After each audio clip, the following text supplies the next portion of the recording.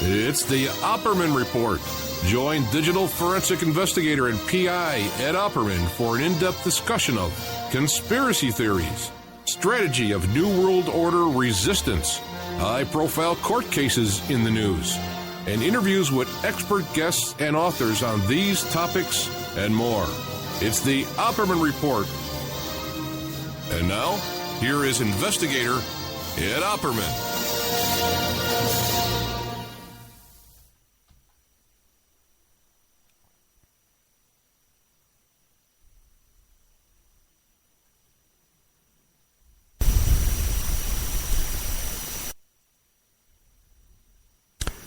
Okay, welcome to the Opperman Report. I'm your host, private investigator Ed Opperman, and this show is brought to you by emailrevealer.com. In a second, we have coming up St. John Hunt. I'm going to be calling him up live on the air and bringing that to you. Doing some stuff on the fly tonight. We had to do two shows, one after another. So I did the show first with Chris Milligan, promoting the event coming up, the OswaldConference.com, coming up the 16th to the 18th of October in the Crown Plaza Hotel Airport in Louisiana. Okay, so check that out, in New Orleans. It's coming right up soon, very soon. St. John Hunt's going to be there as well. Tonight we'll be talking to St. John Hunt about his book about his mother, Dorothy, an amoral and dangerous woman, the murder of E. Howard Hunt's wife. Fascinating stuff. Okay, and St. John Hunt's a great guy, by the way, just like Chris Milligan is. And we're going to do a little contest in a little while where you can call in and get a couple of free books. Okay, everybody's back in the chat room. Great. Just want to tell you what's coming up and a little explanation for what some of the technical problems we're having tonight is. Tonight we're on more stations than we are live than we have ever been on before. So my computer's a little overtaxed. Pulling up all these different windows and all these different screens and being on all these having all these different programs open up at the same time. So if you're not a member, or even if you are a member, the member section, think of sending a little donation our way. OppermanReport@gmail.com. I need about $35, or even better, $60 to add some memory to this computer. Quick announcements tonight. Going on right now. One of our previous guests, Betty Metzger, the author of The Burglary. This is a story about those activists that broke into the FBI office and uncovered the COINTEL program. Right now, tonight, her and her fellow people involved in that book are meeting with Edward Snowden, the NSA whistleblower. They're meeting with him tonight. I tried to get them to call in tonight. They couldn't do it tonight. But I'm probably going to be able to do a show with them tomorrow about this, okay? And I think it's too important to go into the member section. We're going to put it out there in the public, see what I can do. Maybe break it up half and half. But this is, come on, guys. People that are friends of this show are talking to Edward Snowden tonight, former guest of this show, people I talk to off the air. So this is a pretty big event for us here. Tomorrow I'm interviewing Professor Daniel Burton Rose. He's the author of the book Guerrilla USA, the George Jackson Brigade and the Anti-Capitalist Underground of the 70s. Check out the George Jackson Brigade. You want to look into that. That's something very important to know about. Yesterday I interviewed Dr. Caulfield. He's the author of General Walker and the Murder of President Kennedy, the extensive new evidence of a radical right-wing conspiracy. Great interview in the member section. Okay, you want to check out OppermanReport.com. Check out the archives in there and the member section to get an insight into all these interviews we do besides the free Friday night show. I'm interviewing attorney Michael J. Bow, who's suing the U.S. military pro bono over the death of a U.S. soldier that objected to Afghan military and political leaders raping little boys in Afghanistan. This is a story that was all over the news a couple of weeks ago. Okay, I located this guy, tracked him down. He's coming on the show. He's looking forward to coming on the show. Former Hells Angels, George Christie, had him on. He's in the member section right now. We did a show with him, but he's coming back. I'm going to be interviewing him this week. A really cool guy. I really liked him. We really got along good. My friends, Hells Angels, the guys I get along with. Coming on, he's going to be talking about Altamont and the Rolling Stones concert at Altamont, where the Hells Angels were hired as the security team, and they wound up killing the guy. This week I interviewed Melvin Dumar. He was in the movie Melvin and Me. Melvin and Howard it was. Won the Academy Award, as a matter of fact. And it's about the story about the Howard Hughes will. He claimed that he met Howard Hughes on the side of the road, saved his life, and Howard Hughes left him $150 million in his will. And if you listen to this guy talk, it's a very interesting story. It's not like you hear in the movie or if you saw it on TV. There's a lot more to this story than you heard on TV. Next week, I have Jewel Starr. She's the cousin of Bill Cosby, and she's the cousin of Bill Cosby's daughter, the love child, Autumn, who wrote that book and she wrote a book about Cosby's son Innes being murdered, and she actually pins that on Bill Cosby. She thinks he might have been involved in that. Then I have Vince Font coming up. He wrote the book American Sons, The Untold Story of the Falcon and the Snowman by Christopher Boyce. And Kate Boyce. It's a story about the Falcon and the Snowman. Really cool story. So let's see if I can get a hold of St. John Hunt. Oh boy, I really screwed St. John Hunt. We were supposed to do a show that day when I took my daughter to the what is that thing? The debate. And the last second I canceled on him. Hope he's not still mad at me. Okay, but we got him tonight. St. John Hunt's a cool guy. Hello? Mr. St. John Hunt. Yes. How are you? Live on the air. Looking.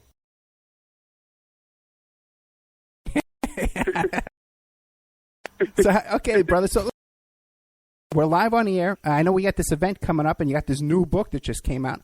Why don't you give the audience a little bit of an idea of who is St. John Hunt? Who's St. John Hunt? You mean according to federal prosecutors, or? Yeah. I'm just a regular guy, really. But I was born into an extraordinarily interesting family. I guess you could say interesting. And so, without my consent, I was enmeshed in events that had very serious consequences in world history, at least certainly in American political history. Yeah, because your dad was E. Howard Hunt, one of the Watergate burglars. Yeah, my dad was E. Howard Hunt, and he was a 27-year veteran of the Central Intelligence Agency, back when it was, mostly comprised of skull and bones, Yailers type. And he was an OSS prior to the CIA, which was the founding agency. Then he retired, but not really, in 1971, and went to work for President Richard Nixon as part of his in the White House intelligence gathering unit. And they were nicknamed the Plumbers because one of their first missions to carry out was to plug the leaks on the Pentagon Papers. And but Nixon and my dad had known each other for many years before that. Since 1957, I believe, they had a lunch together in Uruguay. He came to know my dad and respect him, fear him, actually, as did many. His exploits were somewhat legendary. And then in the later part of my father's life, he decided to let me in on some secrets that he'd been carrying for many, many years. Prior to this, for decades, he'd been accused of being either an assassin of JFK or an organizer or one of the three tramps arrested moments after the fatal headshot behind the grassy knoll in the railroad yard, 3 bums. And he spent years fighting those allegations and denying it. But then, 3 years before he passed away, his health was declining, and we had some great long talks and walks, and he was really proud of the service he had given his country, even though he felt completely betrayed by President Nixon and the rest of the government. So he did die somewhat of a bitterness in his heart, but all in all, he kept his chin up and made no apologies. Hey, in the small world department, okay, you talk about how the article with the 3 tramps and stuff like that. Just about 3 weeks ago, I was talking to A.J. Weberman, who pulled all that stuff. Good old A.J. Yeah, he says he really likes you, too. He said you're a great guy, Yeah, I like him a lot, too. I know, what a character, right? He doesn't. He's got balls, What's that? He's got balls, cojones. Yeah, he hasn't changed at all. I haven't talked to him in about 30 years. And, oh my God! Oh yeah, and right away, I wish you know what he just found out. He just uncovered that Donald Trump's father, Fred Trump, was in the KKK. Really? Yes, and that's bad. Fred Trump. Interesting, though. And there's a New York Times article where his dad got arrested at a KKK rally fighting with the cops, and that his father was distributing a leaflet with anti-Catholic and anti-police literature that's anti-immigration. That's pretty much the same stuff that Trump says today. And you think it'd be bigger news, but we have the article. We have the New York Times article and everything. It's from June 1st, 1921.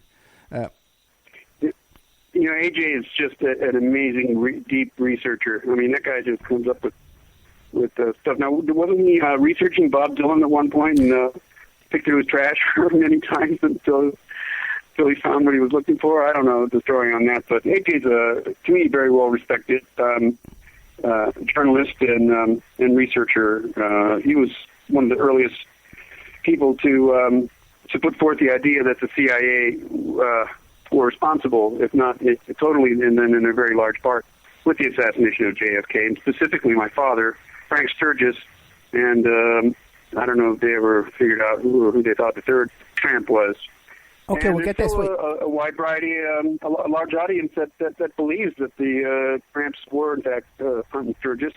Although, for many years I felt in my gut that one old tramp looked remarkably like my father. But since then, I've really put some pieces together and, come to the conclusion that my father was just way too high up on the food chain to be, dressed and roaming around as a tramp. But there is one photograph of a gentleman in a full-length, I guess it's a raincoat, London fog type, and a hat just like my father's. His profile looks just like my dad, and it very well could be the mysterious man in the middle of the street. And I don't know if you're familiar with that picture. Yes. You seen that photo? Yes. Yeah. I mean, it's as close as it's going to get. A couple of things before we get off the topic of AJ, which we could talk about all night. He's such a character, He just did another book called, it's something about decoding Oswald's address book. And he got a copy, he got a high-resolution copy of the address book, and he also got some undeveloped film that he believes is that guy Fiorini, And he just testified before the Portugal Parliament, because Fiorini was involved in assassination down there. So he says, yes, and he says he decoded the address book, and he found all these different names in there in code. Just it's food, it's fodder, it's food for thought. If anybody wants to take a look at it, I think it's a fascinating. He told me that he was going to come out with this book, and it's just remarkable how the subject of anything to do with Oswald and JFK has been so picked over, and then AJ comes along, 30 years after his first. Groundbreaking book and delivers a whopping, new evidence. I mean, that's Oswald's, some of the words are part Russian and English, and it is in code. And, those films were found in Oswald's camera at the Payne residence, apparently. And it is amazing that AJ winds up with it. That guy's amazing. It is amazing. But he's kind of like a street guy that you can't buy him off, He has his own principles. Yeah. Right, that's what I like about him. Whether, even if he's not totally right all the time, he can be anyways, but, he just doesn't want to back down. Another guy I respect an awful lot is Mark Twain, who's like, to me, the OG of the JFK assassination people. He's just an amazing guy still out there. Well, I'd love to get him on the show just to talk to him about what went on down there in Guyana, in Jonestown. Yeah, he's been through a lot of things, that guy. Yeah. He wrote up a very nice quote that I use on my book, and I was very, very pleased and touched that he would take time to do that. We do have a kind of an odd history together. I mean, he went after my dad. They had a war going on for years, and, here I'm his son, and, I end up supporting and, everything that pretty much Mark Twain was accusing my father of doing. Here I come along, and I'm not angry at the guy. I'm actually going, you were really close. Now, I also had on recently Doug Caddy, And here's a guy, fascinating guy, man, and no one's interviewed him. This is like the third interview he's ever done. Yeah, he stayed in the background of a lot of things, but because of that, he's been able to. He's a real watcher, and that's just Doug's style. He was my father's first attorney during Watergate, and he attended my mother's funeral, and right. It was such a strange day because it was on a little hill, and it was windy, and it was cold, and all of a sudden lightning started, the clouds and that, and lightning strikes started, happening, and thunder was rolling just as her internment ceremony was going on. I mean, it was just supernatural. But I bet she was pissed, and that's why she did that. Hey, real quick, before we get into the book about your mom, because you just wrote this new book called Dorothy, an Amoral and Dangerous Woman, the Murder of E. Howard Hunt's Wife. And there's a link to that on the Opperman Report blog and also on OppermanReport.com bookstore. But now Caddy comes on the show, and I got a couple of questions for you. One is, first of all, why wouldn't your dad hire... He must have known like a really good high-powered criminal defense attorney. Why would he hire Doug Caddy to handle that? Wow, the origins of Doug Caddy are unknown to me. It's possible that Chuck Colson knew him and recommended him to my dad, or I'm not really sure how they met. But you got to listen to the interview then. His duties were just basically to get the initial, boys out of jail and to give my father some advice and things like that. He didn't remain my father's attorney for very long. Right. But he remained a family friend for ever after that.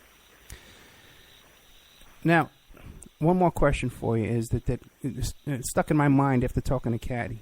Now, here you got these Watergate burglars, like guys like Sturgis and your dad, right? Tough guys, Now, why did they just go peacefully when the cops showed up?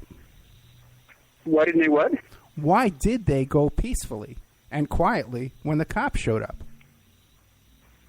Oh, because I think that was just, they weren't cowboys really. I mean, they had to. All those guys were dangerous at one time in their lives and still quite able to do anything in the pursuit of liberating Cuba. But I think they were just in such shock, and the cops had drops on them. And it was like, they had their guns drawn. The entry team didn't have weapons, and certainly that just would have made it worse. I mean, if they had, I don't even think there would have been a shootout. But I think they just trusted in the powers that be to get them out, and everything just was going to disappear with no problem at all. But that's not the way it worked out, of course. Okay. Interesting, because I think Caddy said that the next day, the first thing that E. Howard Hunt said was, it was a setup, we were set up. Yeah, he felt that way, very much so. I think the Watergate break-in, which is really a series of Watergate break-ins, there was there's like an onion skin there. There's 2 or 3 levels of operations going on at one time, with each team member not fully knowing that the other one is there for perhaps a completely different reason, working secretly with someone, other than the person that's working with the other burglars. And I think that's exactly what happened with McCord. Certainly he was the most suspect of all of them. I mean, the Cubans were all brothers, but one of the Cubans was still on the CIA payroll. My father was secretly on the CIA, still with the CIA, and he reported directly to Dick Helms. Everything that was going on with the larger operation, which was called Gemstone, and that had a number of fingers branching out for different illegal covert operations. And so I know my dad was one of those guys that had ulterior or other motives. So I know McCord seemed to be too. My mother did not trust McCord. So it's still somewhat of a mystery. There's a lot of speculation about it. I think Doug probably would know a lot about it. One more question about Doug, and then we'll move on and really devote this show to the honor of your mother and the book you wrote about your mom. But now Doug made this comment. Doug, not more than a comment.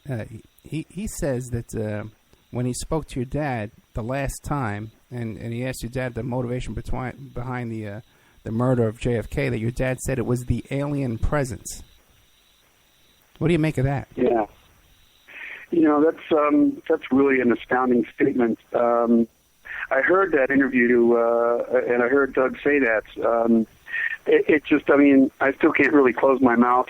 It's still kind of hanging open.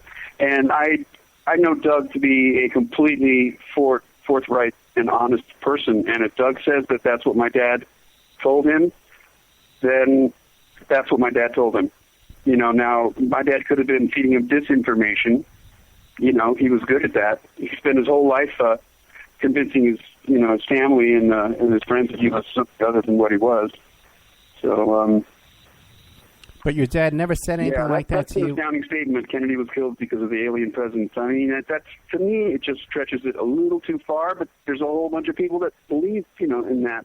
I think there was a lot more down-to-earth reasons why Kennedy was killed. We all know. Yeah. There was, the oil, the oil situation and the silver, and the Fed, he wanted to put an end to that. Vietnam and all that stuff. And, of course, what I found out from my dad, one thing with the mob, people think that the mob was directly involved, and there's evidence that they were involved. As a matter of fact, my dad had been working with John Roselli numerous times on plans to kill Castro. The reason the mob never really succeeded is because the CIA was not interested in really following through with the mob. They just wanted to keep them sort of busy and in the loop somewhat in case the real operation was discovered or disclosed somehow. Yeah. They could blame it on the mob because it's logical. Hey, the mob had hitmen. Kennedy, they lost Cuba, and Kennedy and his brother Bobby were going after, the mob with a vengeance.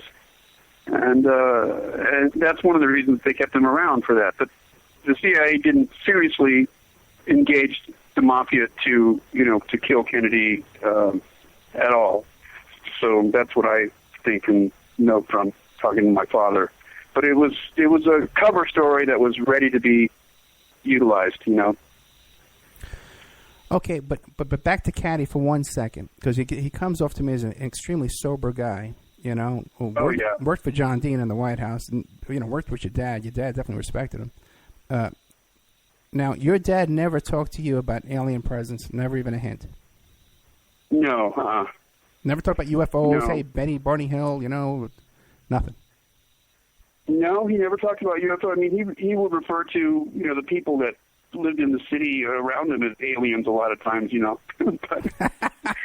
but he was mean-spirited in many respects. He was a racist and came from that WASP mentality.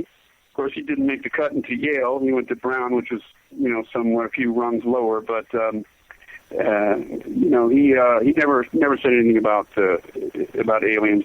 Hey, real quick, what was that story? He never said anything about Kennedy until a few years before he died. So.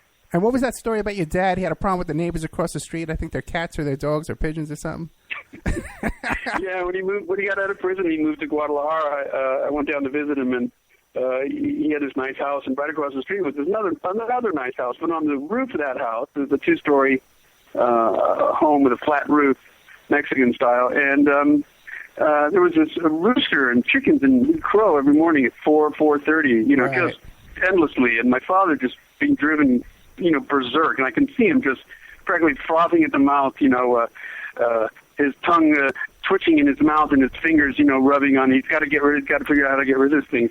So he did. He melted got some rat poison, and put it into ice cubes, froze him up, and then with a slingshot, shot him across the street over on the roof. The ice cube melts, the rooster eats the poison, no more rooster problem. And then they arrested some guy down the street named Oswald, right? Yeah, exactly. Yeah, he had the tattoo all picked out. Yeah, for sure. Yeah. All right, man. Listen, enough of me. Okay. Tell us about the new book. Now, this just came out, right? It'll be out in a couple of weeks, really, between around the 13th or 15th of October. And this was really a labor of love and deep emotional angst for me. It's called Dorothy, an Amoral and Dangerous Woman, which is a CIA quote, how they described her. And the murder of E. Howard Hunt's wife, Watergate's darkest secret, because many people don't know or remember that one of the greatest and mysterious episodes about Watergate was what they call the Watergate plane crash, in which the United Airlines flight leaving from Washington on its way to Chicago or Omaha and stopping in Chicago. All of a sudden, the pilot said, it was one of the best pilots that they had, Captain Wendell Whitehouse. He had 18,000 hours flight time. He'd been in a Boeing 737 for 2,400 hours. He'd been a pilot since 1956, never a problem. His first officer and second officer equally qualified. So this plane comes down, and my mother's on it. She knew she'd been being followed by, she didn't. She assumed it was either FBI or CIA or other people that Nixon had put onto her, because they were involved in this what I call the war with Nixon, and it was this the demands of blackmailers, my father and mother, for money, and a lot of it. A real lot of it. And Nixon didn't have a problem with coming up with $1 million cash to pay my father off, not to pay everybody off, but just my dad. He feared the information that my dad had. And, the money started drying up, and my father and mother started threatening Nixon's people directly, saying, we have evidence, we'll blow you out of the White House. I'll bring Ehrlichman and Haldeman down to their knees. And then all of a sudden, boom, she's dead. And my father pleaded guilty a week later to the charges. And years later, when we were spending time in the last years of his life, he finally revealed to me that he always thought that she had been murdered. Although he and I, argued or we disagreed, because I started feeling that there was more to it than just a plane crash, pilot error is what they called it. But he was adamant about, no, nothing like that would go on. No, that's just crazy talk. But that was his role, to deny all the things, But he was worried about the safety of his children, because he felt the next threat was the wife's dead, now the children can be threatened. He's in prison. We have nobody to guard us. And, there was so many things about that flight. Certainly Nixon and Colson definitely knew of the flight to Chicago. Certainly my mother was being followed. She was picking up cash from the White House, with these very dark and dangerous places, Greyhound bus depots and airport lockers and things like that in the wee hours. I went with her on one, and she was afraid. She was scared, but she was. How old were you? She wasn't going to back down either. The FBI was all over the plane crash. Right. How old were you when you went with your mom to pick up the money? Pardon me? How old were you when you went with your mom to pick up the money? I was around 17, so I was, already pretty well formed. We'd spent that summer after she came back from her trip to England with the other kids. We'd spent wonderful time together. It was the first time I really was looking at my mom as like a different person other than just mommy. And I think she was feeling the same thing about me. This is my, young man son, and he's a good person. And, she revealed a lot of heartache in her life. And, I wrote this little part in the book. She says, I saw a woman drained of hope but not hopeless, robbed of faith but not faithless, denied of love but not loveless. I also saw fierce loyalty, endless compassion, and unbreakable strength. in her. And, she really was like that. Colson and Nixon knew that my mom was they call it a very savvy woman. She was very savvy, and she keeps that whole family together. And okay, that's my question. It was a shame that she died for his sins. Now, because now your mom comes to you and says, "Okay, St. John, I need you to come with me." She told you to go pay off money. No, I insisted on going with her. Okay. She got a phone call. She was going to the Potomac Village, about 2-3 miles from our house, at a specific set time, and it was at 11 p.m. And she got there, and the phone didn't ring. So she came back by around 11:30, and she was visibly upset because it was another instance where money wasn't going to be delivered, and their ironclad word seemed to be slipping more and more, and just out of protection, I guess I insisted on going with her, and so we went to the phone booth and waited again. And the plan was that if the phone call would come at 11, then go at 12, and so I went and sat in the car with her in the pitch black, quiet, not a sound, and it was really eerie and spooky, kind of frightening. Did you have a gun on you? She did have a gun. Yeah, did you have a gun? The Pearl Hand 22 or 25 that she'd gotten years before when she was doing intelligence work for CIA in Calcutta and Shanghai. Did you have a gun? No. Oh, okay. And how much money were you? I would have had a bong, but not a gun. Okay. And how much money were you going to pick up? Do you know? Well, no, I don't know actually how much she. I don't think she even knew. I mean, there were set amounts that were supposed to be handed over, but it seemed to be coming short. But of course, I had a lot of money, or I had put away a lot of money that in the first few days after Watergate, on the instructions of my father, went down to Riggs Bank in Georgetown and covertly met him there.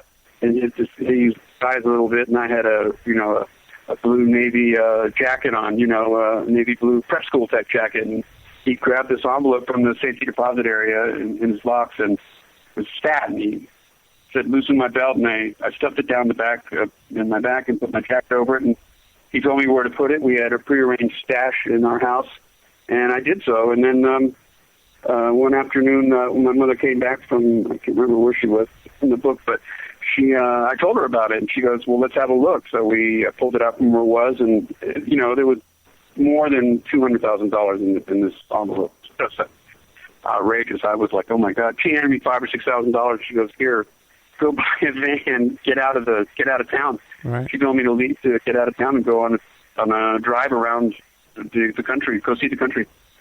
Now you think so that's when I had a gun, because there's a chapter in my book called "Hippie with a Shotgun," and I had a shotgun to defend me and my girlfriend from redneck Texans. Now, when your mom was going to pick up this money, and they kept backing out at the last second, is it because they were siphoning off money and putting it in their own pockets? You think? That's certainly possible. Although, the guy who would leave the money and the keys, to reach under a phone booth and get a key, and then the key would belong to a certain locker, and all this kind of spy stuff. I think he was kind of above suspicion. He was a New York cop.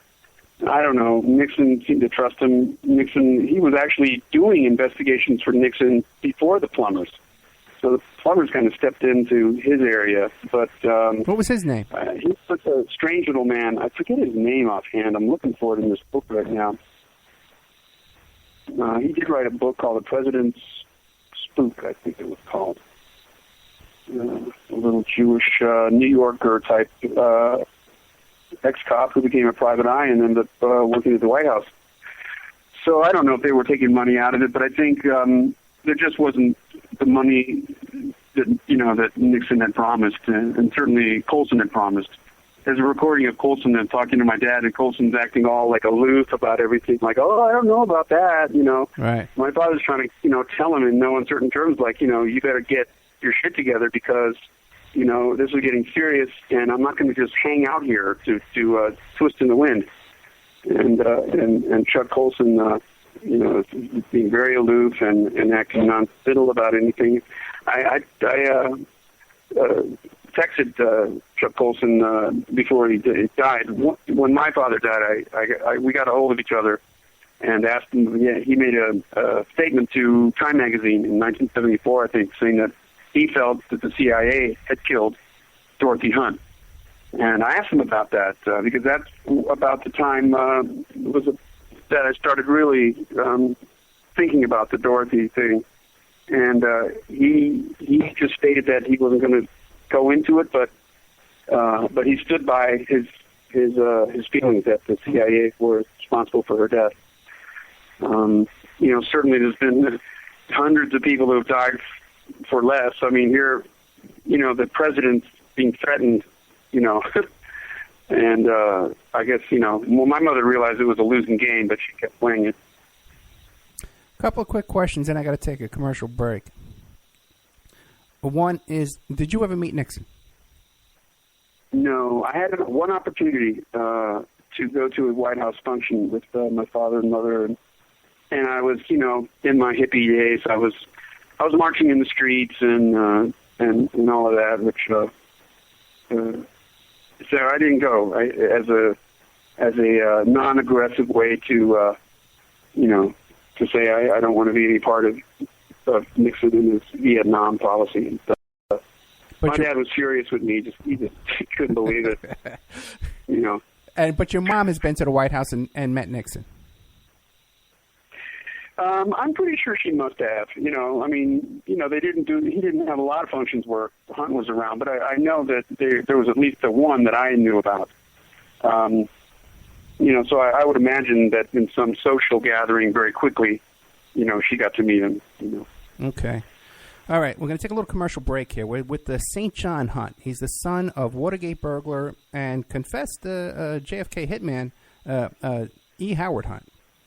He's just written a book called Dorothy, An Amoral and Dangerous Woman, The Murder of E. Howard Hunt's Wife, Watergate's Darkest Secrets. Now, St. John Hunt is also going to be at this seminar coming up in New Orleans, the Oswald Summer of Secrets, New Orleans and the JFK assassination on October 16th to the 18th. Yeah, just imagine if you go down and you get a hold of, you grab St. John Hunt by the arm there, get him a couple of drinks in him.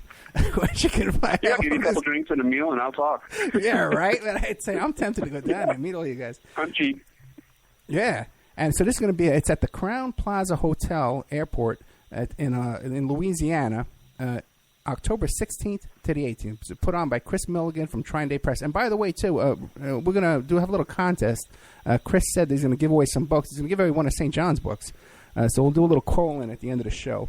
We'll be right back after these messages with more of St. John Hunt, son of E. Howard Hunt and Dorothy Hunt.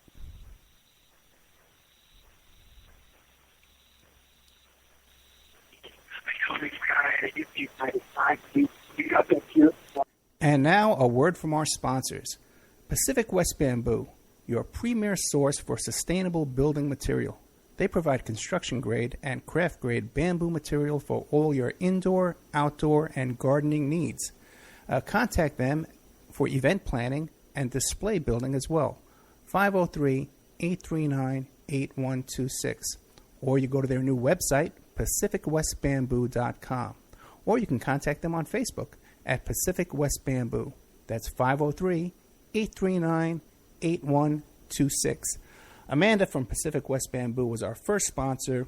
She's been so good to us, so please support her in return. I want to make everybody aware of our new members section at www.oppermanreport.com. You can go there and sign up for a monthly, quarterly, or yearly subscription.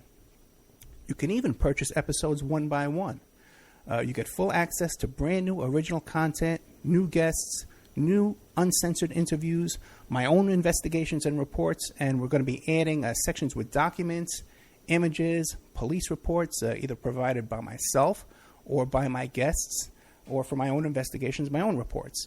So you can go to oppermanreport.com and you can sign up there tonight. You can start listening tonight. Strawman. I want to mention Strawman. Strawman is a band out of Toronto, Canada. They're good friends of the Opperman Report. They're a trio of guys who share the same mindset most of us here do, and they put that energy into their words and music. So check them out at strawmanmusic.com and drop them a line to let them know that you heard them here on the Opperman Report. We'll be doing an interview with Sean Duffy soon. You can get an autographed copy of my book, How to Succeed as a Private Investigator, by visiting my PI website, emailrevealer.com. We also offer a computer and cell phone forensics. We can recover deleted text messages to uncover infidelity. We offer asset searches, locates, email tracing, background reports, and we can even trace your spouse's email address back to internet dating websites to catch them cheating online. You can reach us at 800-572-9762, or you can email me at emailrevealer@aol.com. New World Mexican Women. Everyone loves the New World Mexican Women, and their line of fine, handcrafted, authentic Mexican jewelry of stone mosaic and abalone stone inlay. In their first book, titled New World Mexican Women, available on lulu.com, they teach you how to make this jewelry, and they have a collection of love letters to their men from their hometown that have immigrated to the United States to find work. They have also published a new book entitled Azuquina to the Rodeo. It's about a young girl that falls in love with a rodeo bull rider, and she runs away with him without telling her family. You can find the New World Mexican Women by Googling New World Mexican Women. And you can ask them about their deals on wholesaling their fine jewelry and all of the other projects that they have going on. If you'd like to have your business or website advertised here and promoted all over the world on dozens of stations every day, give us a call at 800-572-9762 or email oppermanreport@gmail.com. And now back to our show.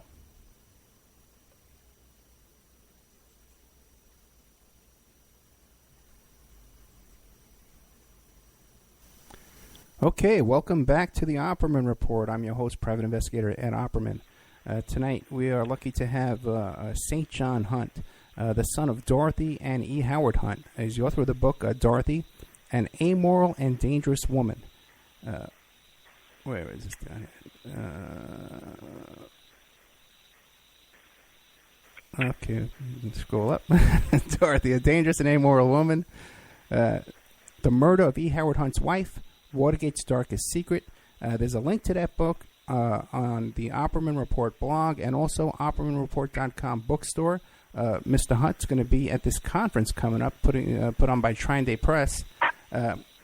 Oswald's Summer of Secrets, New Orleans, and the JFK assassination. This is October 16th to the 18th in New Orleans, right by the airport there at the Crown Plaza Hotel Airport. The website for that is oswaldconference.com. Why don't we really get into the story of your mom, okay? Because your mom was also a CIA agent and also a very savvy woman, just like you said. So what was her CIA career? Well, she joined, as a matter of fact, Dick Helms, the CIA director during the early 60s, my dad's boss, testified during the Senate Select Committee hearings on presidential campaign activities in 1972. Richard Helms said, in his recollection, Mrs. Hunt had been a CIA employee before marrying Howard Hunt. Now, she worked in Bern, Switzerland, initially for Alan Dulles. I think the cover was, and she may have been his secretary. I'm sure he had many. But she worked, that was OSS at that time. And her work there involved searching and tracking down hidden Nazi assets. And she always told me that, and I thought that was probably a pretty fascinating thing to be involved in. A lot of intrigue and glamour. Bern was a hot spot for the intersection of money, Nazi money, and the rest of the world, because the Nazis, as hated as they may have been at any time, they needed still to purchase things in the open market, and Switzerland was neutral territory, banking territory, and they kept a lot of their money there. And certainly they kept money there from the extraction of teeth and whatnot from the people they murdered at the concentration camps. And so she, that must have been pretty fascinating for her. She took a job with the Treasury Department, where she opened the first foreign office in Shanghai, in China. And it wasn't too long after that civil war erupted, and Mao was coming down on them, and she fled with the rest of her CIA friends. Although she made it out, she always told me on one of the last trains to leave Shanghai, and she carried with her 2 straw suitcases full of cash. And I said, "Well, it must have been a lot of money, Mama." She goes, "No, it was a lot of paper, but it wasn't worth very much." But she had a disguise, kind of a floppy hat and a veil, kind of hiding her face, and she was on the train with hundreds and hundreds of Chinese people with chickens and goats, and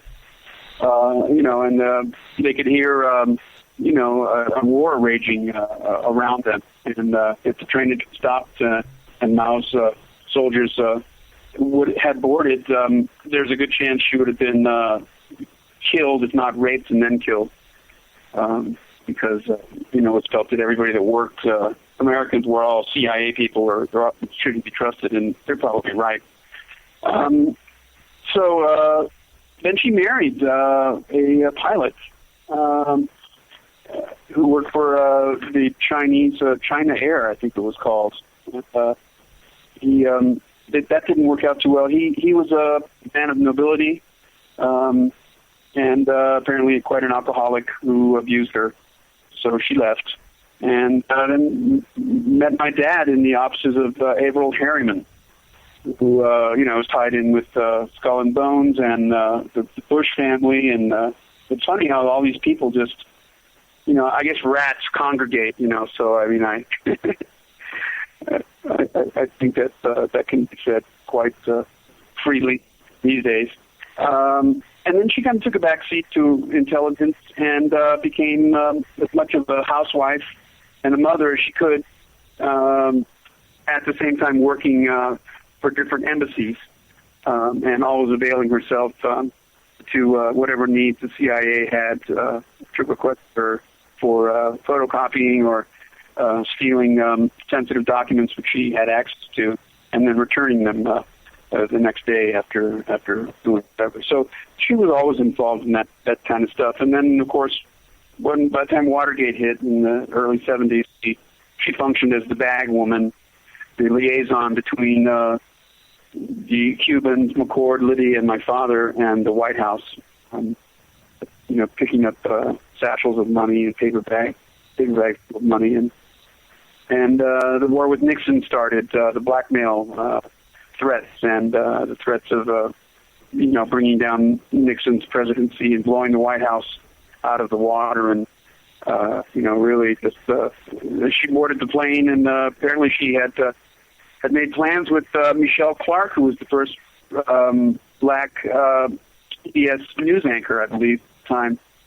She had apparently made arrangements to do an extensive interview. There was also a lot of other people on that flight that had links to Watergate in one way or another. For example, there were several persons related to bribery and corruption deals with the White House. Namely, Attorney General John Mitchell was under investigation for corruptly helping the El Paso Natural Gas Company against main competitor, Northern Natural Gas. And Mitchell's decision to drop the antitrust charges was worth about $300 million to El Paso. 2 guys working for Northern Natural were on that flight and investigating Mitchell and his accepting of a bribe. Ralph Blodgett and James Kruger, and they were killed on that crash. Michelle Clark, as I mentioned, was killed on that crash. But what's even more evidence of foul play is the fact that the FBI had many agents on the scene within 15 minutes of the crash, and it was very unusual for 50 FBI agents to be amassed anywhere for an operation. So obviously they knew there was something going to happen with that plane. They had no jurisdiction in domestic air disasters. They claimed that they were there because they had evidence of sabotage and air piracy, and that gave them the authority. One of their agents went to the flight tower in Midway, where the crash occurred near, and confiscated the flight recorder tapes. The day after the crash, Nixon appointed Eagle Bud Crow to position of Undersecretary of Transportation. Crow was my father's boss in the plumbers, and he ended up being sentenced from 2 to 6 years for his role in Watergate.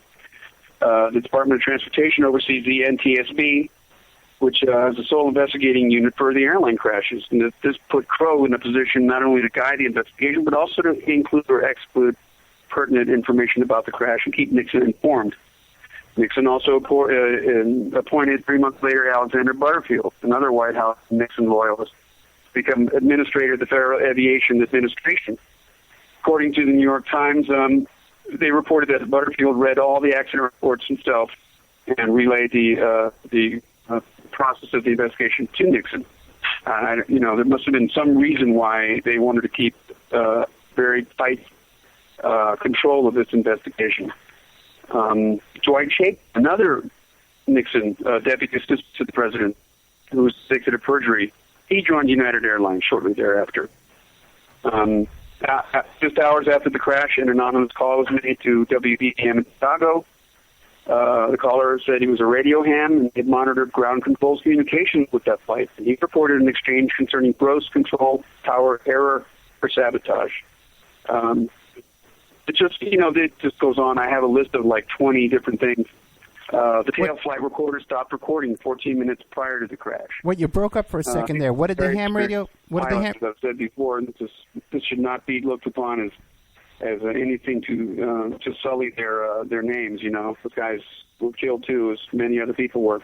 Wait, St. John, you broke up for a second. What did you say the ham radio operator had said? The ham radio operator, he said he called in to the WBBM Chicago CBS talk show, and he said he was a radio ham operator who monitored the ground control's communications with Flight 553. He reported an exchange concerning gross control tower error or sabotage.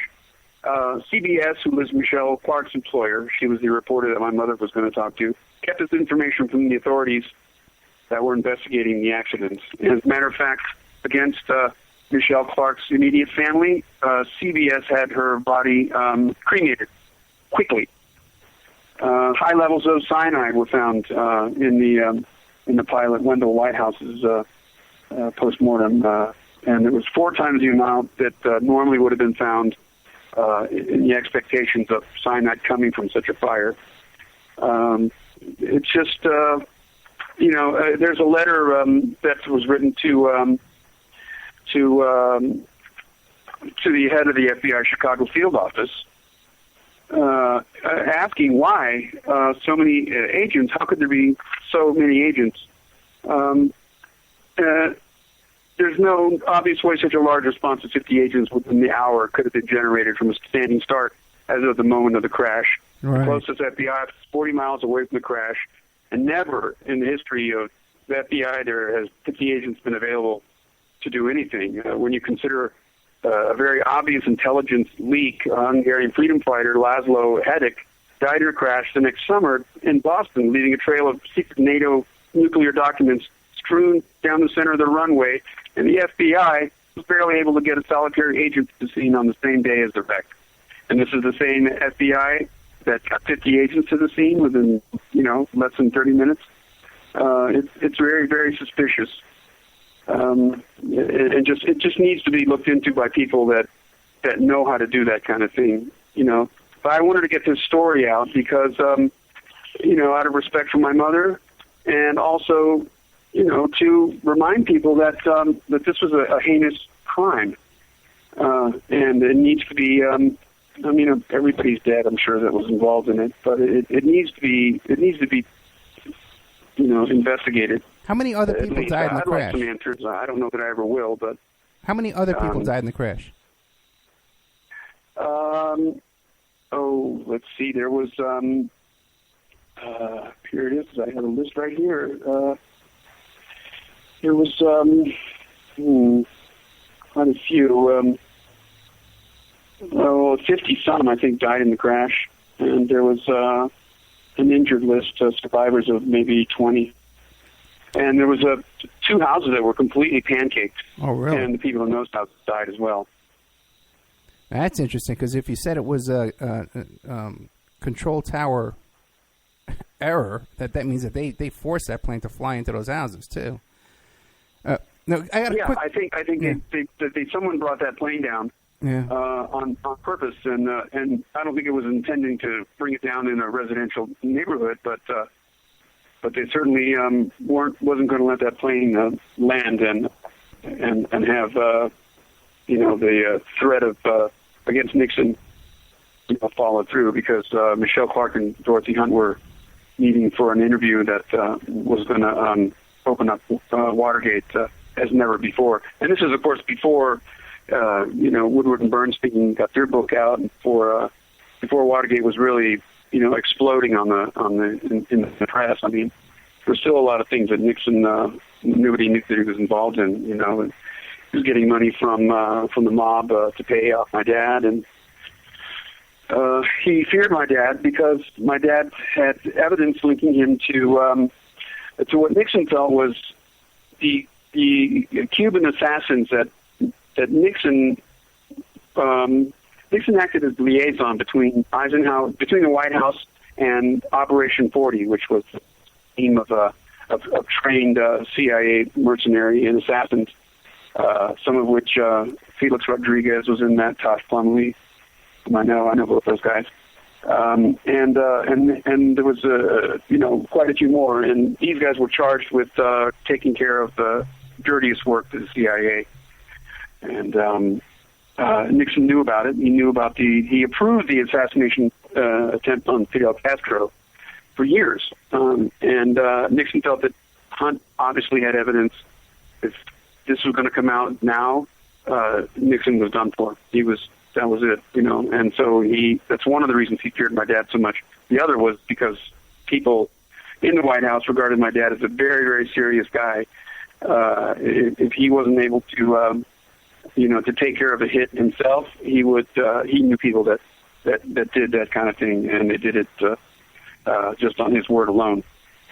So, he was kind of in awe, and they were kind of in fear of him, but in awe of him at the same time. That's why Nixon picked him to run the internal White House investigations unit. As I said, they'd met some years before, and Nixon, on and off, had kept track of my dad's career. He was, part of the overthrow of the Guatemalan government, and he worked in the Bay of Pigs. He trained the Brigade 2506, and best friend Manuel Artime, a dear family friend of ours, was handpicked by my dad and approved by Robert Kennedy to become Cuba's next president once Castro was murdered and Cuba was retaken. But of course, that never happened, and my dad was bitter about that his whole life because he lost a lot of comrades, and he realized that Kennedy had to go. So a lot of people had different reasons, just not one reason and not one faction that wanted Kennedy gone. It was just about everybody except the public. St. John, we got about a minute and a half, okay, and then I'm going to drop one station. But I have another hour after this. Can you stay for like another half hour if you want? I can, yeah. Okay, great. Thank you so much. But we're going to be dropping one station in about a minute and a half. So why don't you plug your book and the upcoming event you have and any kind of website or anything you have? Pardon me, my website is stjohnhunt.com. SAINTJOHNHUNT.com. That'll guide you to my new website, which is .net. You can go to either one. But I've just been building the first website I've ever built. Just built it. It's got music, too, little videos I put together of some stuff I wrote and recorded with different bands I've been in that I've been leader to over the years. Yeah, that's cool, because you're a musician, too. And you also, don't you sell guitars? No. No. No, I mean, I don't sell guitars. That's like selling people, man. You can sell Okay, all right. Okay, well, with St. John Hunt, we're going to say goodnight to PSN Radio, but we're still going to be on the Awake Network and, of course, Spreaker and iHeart and all that kind of stuff. The book is Dorothy, an Amoral, Dangerous Woman, the Murder of E. Howard Hunt's Wife, Watergate's Deepest Secret, I think it is. Darkest Secret. And you can meet St. John Hunt because he's going to be at this seminar, Oswald's Summer of Secrets, New Orleans, and the JFK Assassination, October 16th to the 18th. It's produced by Trine Day Press. Really cool guy, Chris Milligan, helps us out all the time. It's going to be at the Crown Plaza Hotel by the airport, 2829 Williams Boulevard. OswaldConference.com. We'll be right back with more of St. John Hunt. Thanks.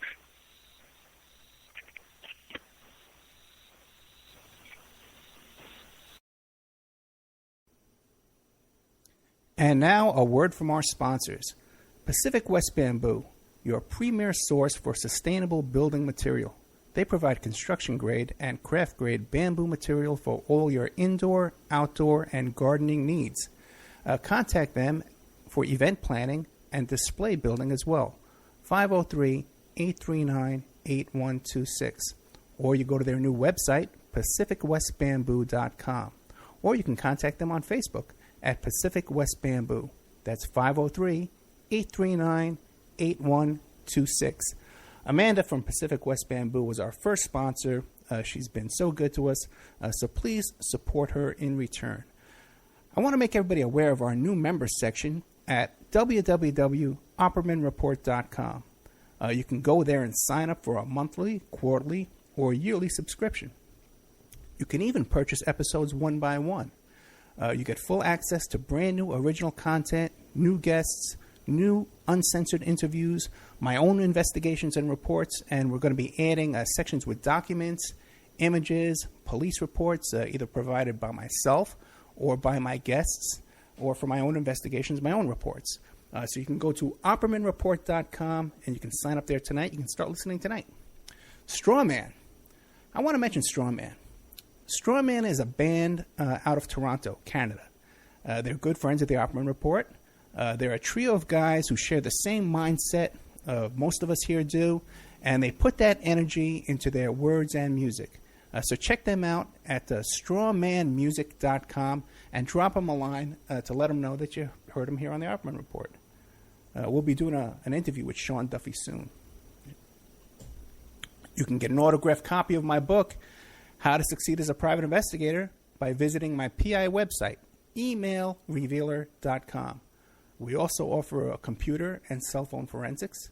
We can recover deleted text messages to uncover infidelity. We offer asset searches, locates, email tracing, background reports, and we can even trace your spouse's email address back to internet dating websites to catch them cheating online. You can reach us at 800-572-9762, or you can email me at emailrevealer@aol.com. New World Mexican Women. Everyone loves the New World Mexican Women, and their line of fine, handcrafted, authentic Mexican jewelry of stone mosaic and abalone stone inlay.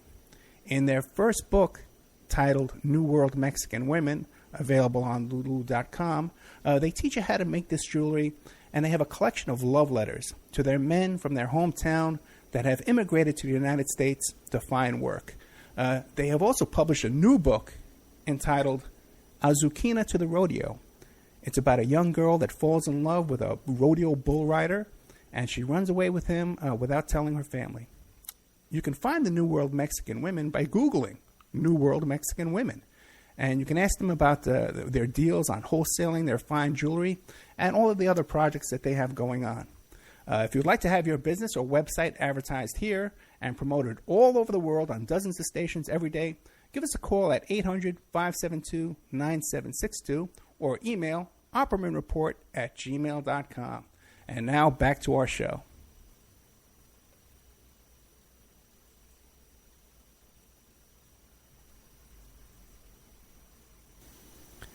Okay, welcome back to the Opperman Report. I'm your host, Private Investigator Ed Opperman. I want to encourage everybody to check out the member section at oppermanreport.com and also the bookstore.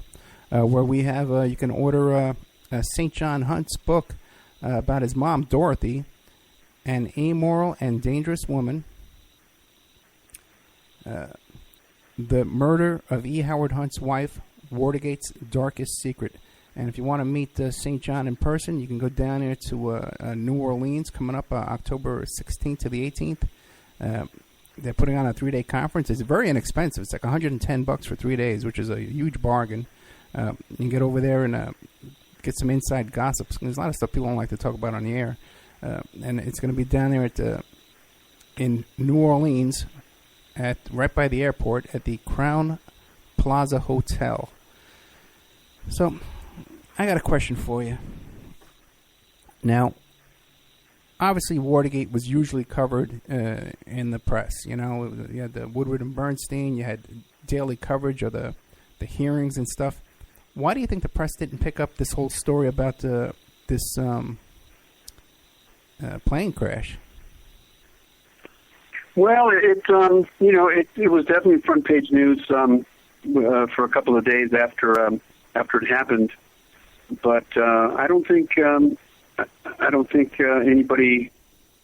at that time, anyways, but aside from a very few people like Sherman Skolnick in Chicago, really thought that there was anything to it other than just a bizarre crash. You know, they didn't know all the things we do now in hindsight, of course.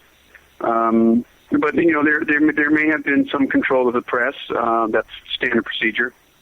CIA has, certainly a large number of journalists now, and at the time working for the CIA to direct articles and things in the right direction to make the CIA look good, or else not report on something. And there could have been some of that involved as well. There was some inkling of murder. As a matter of fact, the name I mentioned, Sherman Skolnick, was an investigator in Chicago, and he started investigating it, and his account of the anomalies about the crash is very, very telling and deeply researched, and that's in the book too.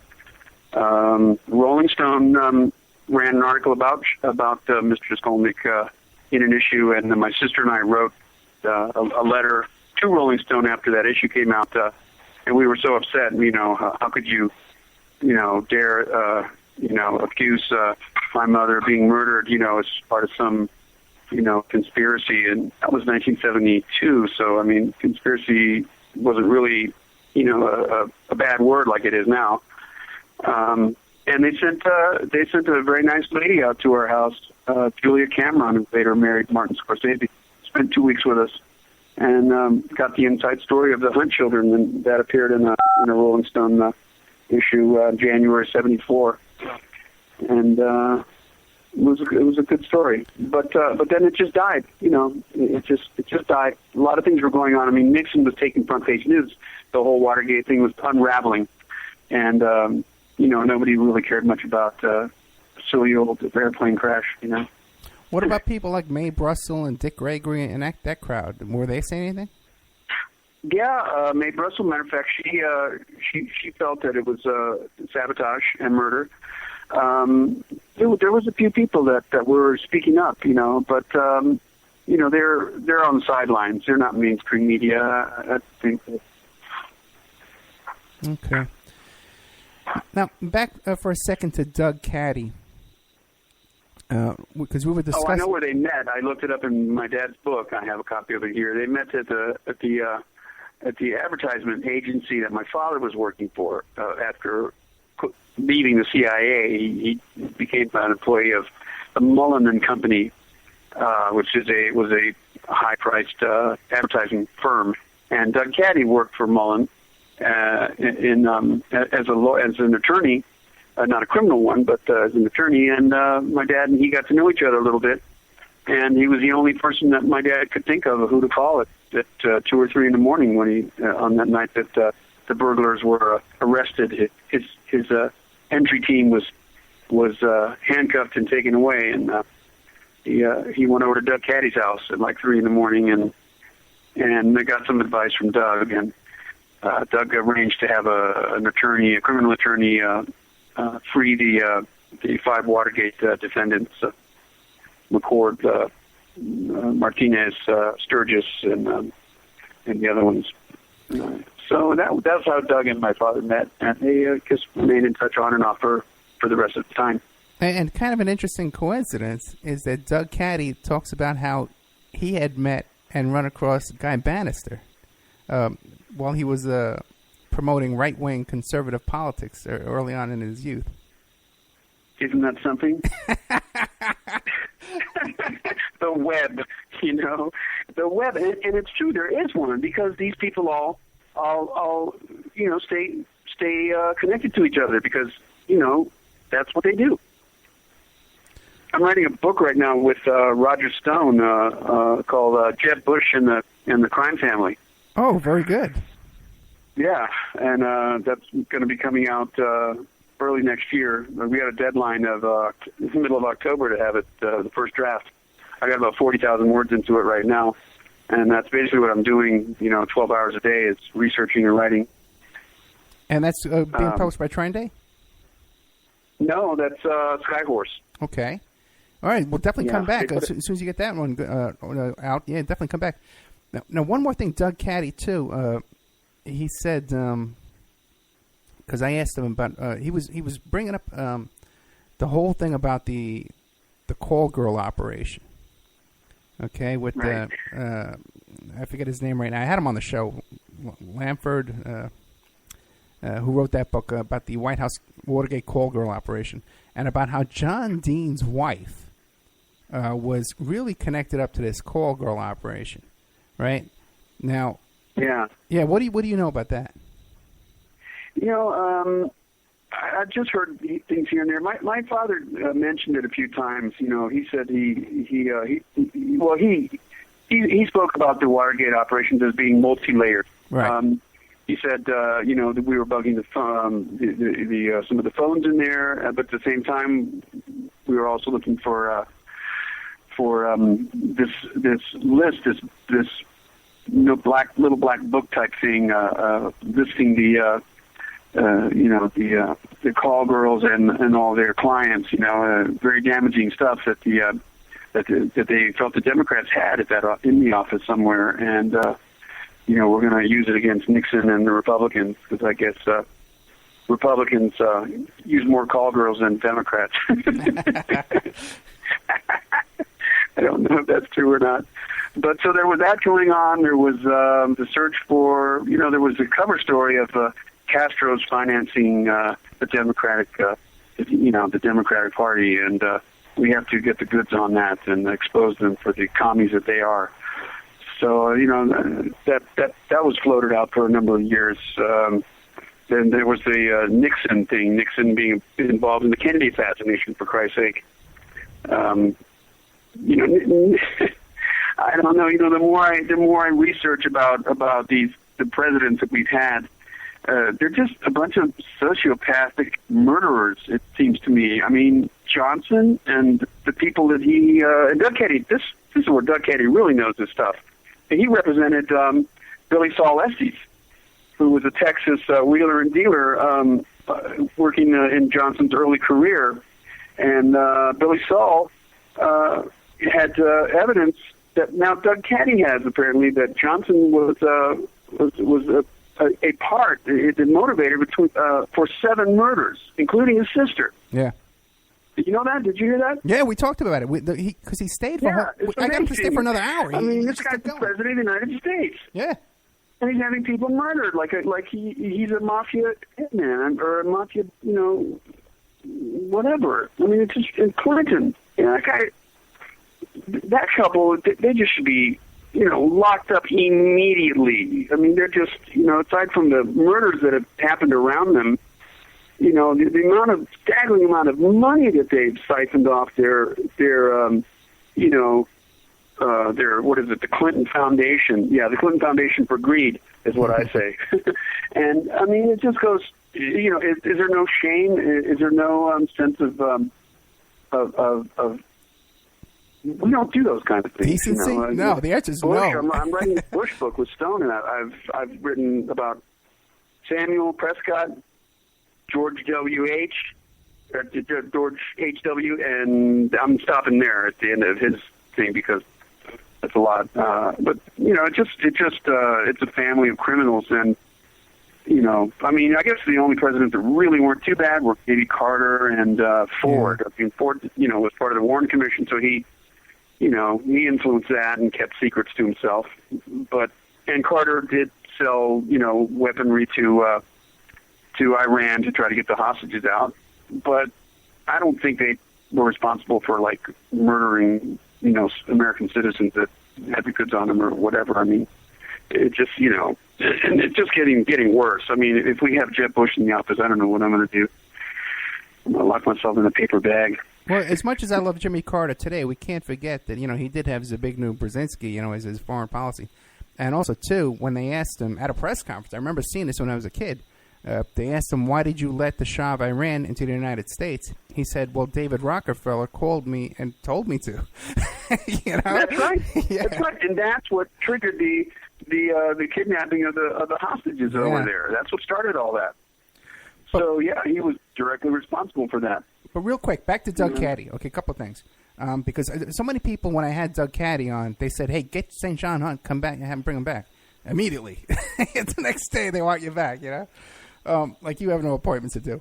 But one thing is I brought up, because you remember how Jim Rothstein, and also the guy, too, I'm forgetting the name of the guy who wrote the White House Call Girl book. I think his name is Lanford or something like that.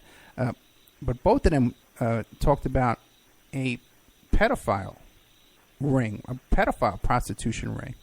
Now, when I brought that up to Doug Caddy, his ears perked up, and he was, oh, yes. And he was so excited that I knew about it, and he totally agreed with that. Did you ever hear about anything like that? This was a pedophile ring in the days of Johnson or Kennedy, or when? That was one of the motivations for Watergate, to go in and get this. It wasn't just the call girl stuff. It was a list of pedophile clients as well. Oh.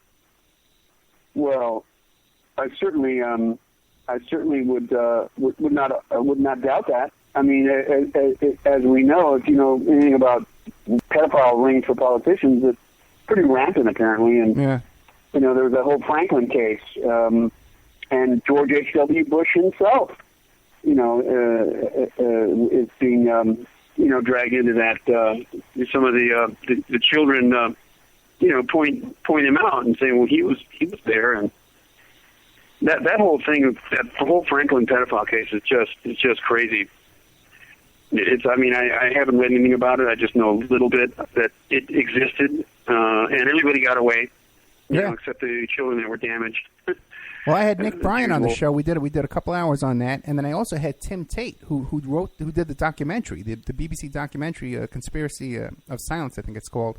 That was silenced right before it was about to. Right, it was. Yeah, it was never released. Yeah. I had him on the show too. That happened. Yeah, it's. How do you get in touch with all these? These are cool people. I mean, how do you get these people to go on your show? It's amazing. Well, so good.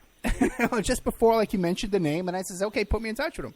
But listen to this, man. You didn't hear it because I wasn't. I had you. I didn't call you up before I was making the announcement. But I had a guest on a couple of months back, Betty Metzger, who was one of the. She wrote the book The Burglary, about the activists who broke into the FBI office and they discovered the COINTEL program. So, oh wow! Yes, I had her on the show. It's so good. Yeah, your work is so important and so good. I really commend and respect you for what you do. Your continued push for truth and exposure of these sordid criminals, that seem to be running our lives politically. You do great work, and you're a really good interviewer.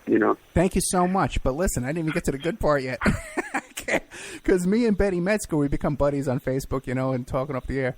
Oh, good. Tonight, she's meeting with Edward Snowden. Right now, tonight.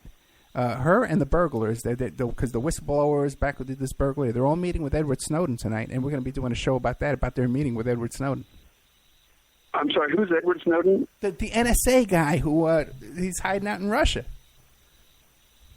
Oh, the national security guy? Yeah. Oh my God! And they're all meeting. Well, we better keep that location quiet because no, it's like a seminar. They're doing it. You can buy tickets to listen to it. Oh wow, that's great. Yeah, yeah. You know? That's amazing. Yeah, we got a lot of stuff we're working on, man. But one more question again, back to Doug Caddy, because he also said that one of the reasons, the motivations for the burglary, was that Castro had written a report. Castro had done an investigation on the JFK assassination, and that was supposedly there at the location too, as well. Do you know anything about that? Yeah, that's true. Like like we were talking about earlier, there was many levels of and many fingers out there for different reasons. But certainly one of them was that Castro had compiled. It wasn't a report specifically and singularly of the JFK assassination, but what it was a report of all the attempts thus far on Castro's life.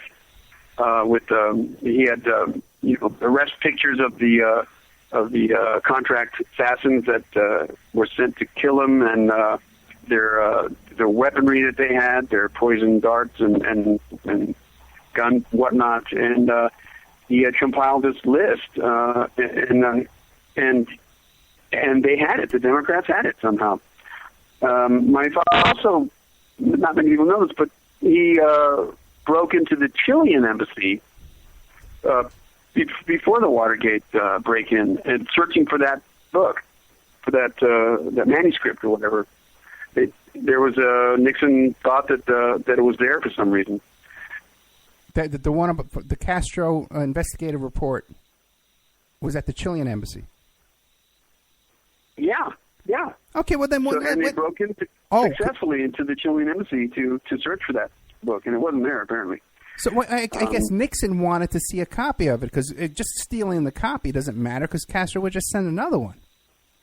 Yeah, well, Dick Helms and Hoover were being absolutely uncooperative with Nixon's requests for different things relating to the Bay of Pigs or Castro assassinations. He wanted to know what they knew about what he was involved in, and they just stonewalled him, month after month, until he finally got so sick of it. Hoover was asked to wiretap, some leftist radical phones and this and that, and he refused.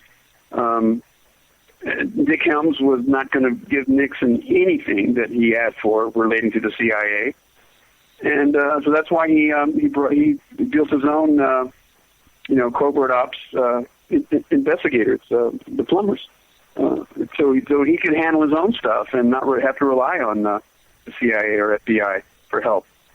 But he wanted all that information. He wanted to know what they knew about him.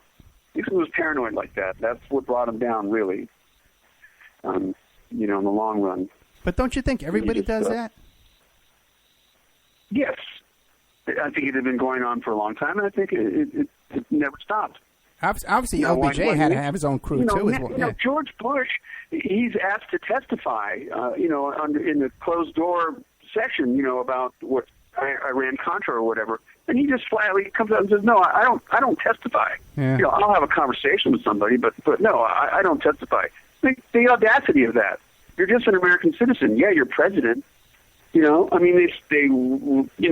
whipped Clinton for it. Nixon got practically impeached because he refused to cooperate. And these guys, Bush and that whole bunch of guys, they just look at people and go, "No, I don't testify. No, I don't do that."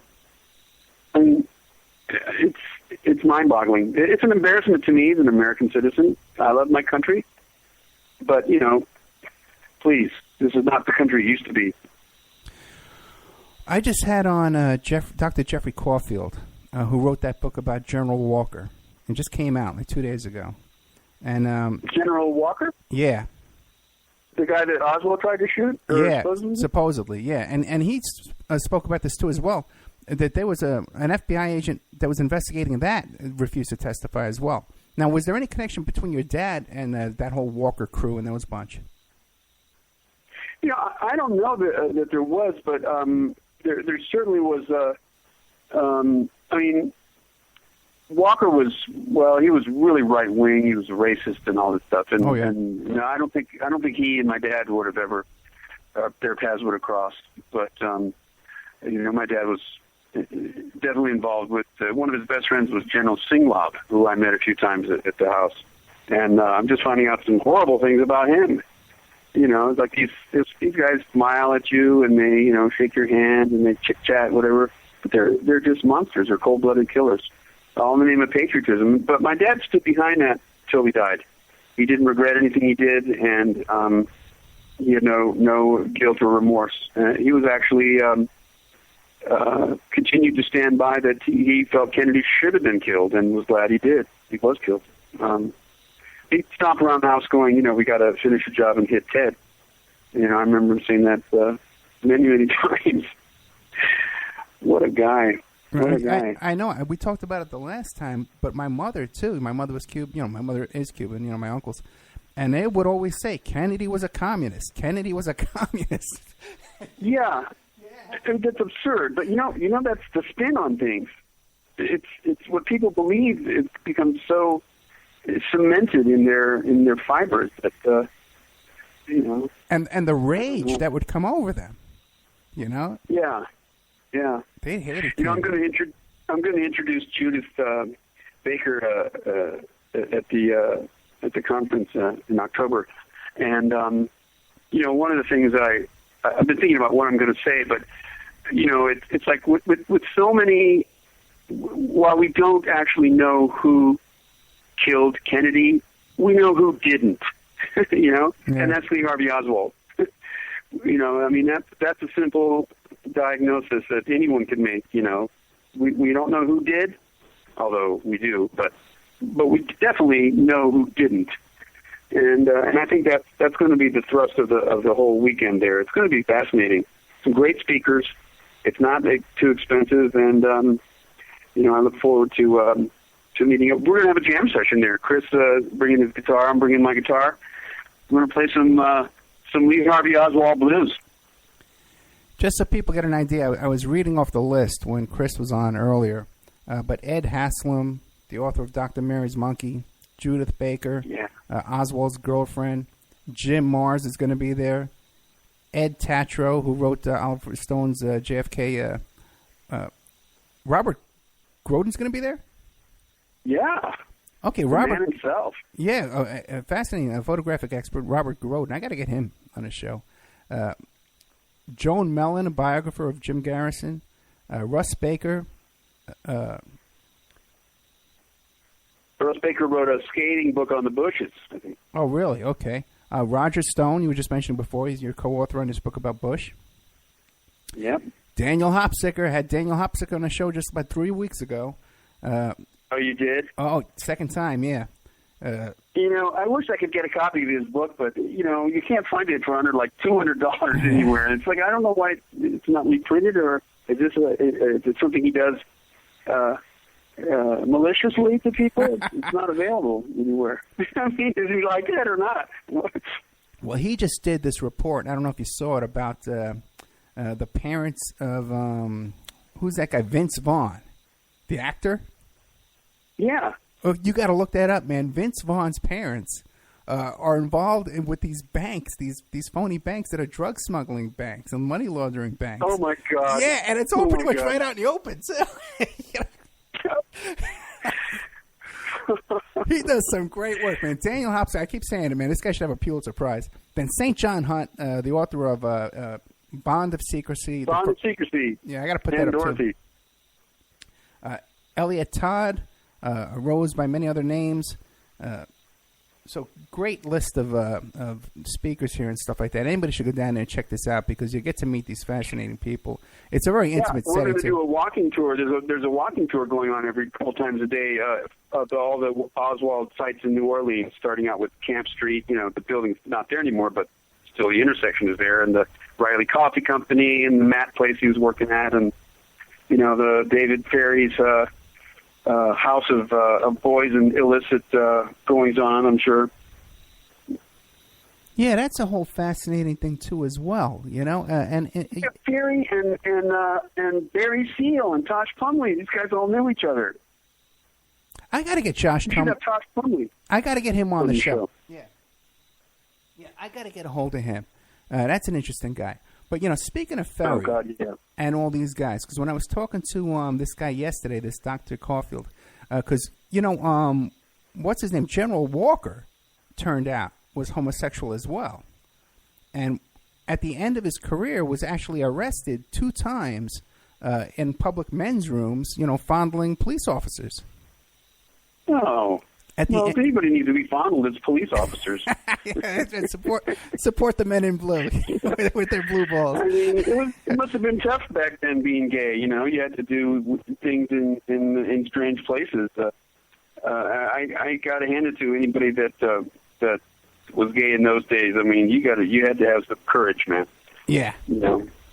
I hear you with that, but it is interesting that so many people on the periphery of this JFK assassination, how many of them were homosexual? Yeah. Well, I don't know if it's an inordinate amount or not. I know Lyndon Johnson wasn't homosexual that I know of. Yeah, that's for sure. Yeah. But he had a foul mouth. Apparently, he used to sit naked on his toilet and defecate while his top brass was around, advising him on this and that. He just was a gross person that did things like that. Yeah, and did you ever hear the recordings of him talking to Jackie Kennedy after the murder, saying that I'm going to be the dad? Trying to pick up on her or something? Well, he was saying, I'm going to be the daddy for your kids from now on. Oh, God. Yeah. No, thank you. Yeah, really super creepy stuff.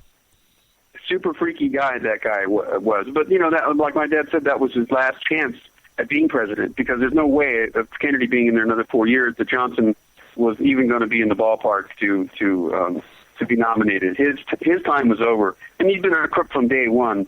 When he was a congressman, he won that seat illegally. They called it Box 13 or something like that. And he did all these fraudulent cotton allotment things with Billy Solesses, and it's pathetic. I'm interested in Donald Trump. I think he's a fascinating guy that maybe has has something different to offer. Although I do like Bernie Sanders as well, because he's true to his heart. Roger calls him a communist, but I don't think he is. Well, okay, I've done some shows on Trump. You got to listen to those shows. Trump is up to his neck with this guy, Jeffrey Epstein, this convicted pedophile, this billionaire. The guy Clinton was hanging out with too? Yes, my friend. That had the island of boys and girls sex? Yep, he has that dimension down the Virgin Islands where this guy's a convicted sex offender now, and he uses that as his address.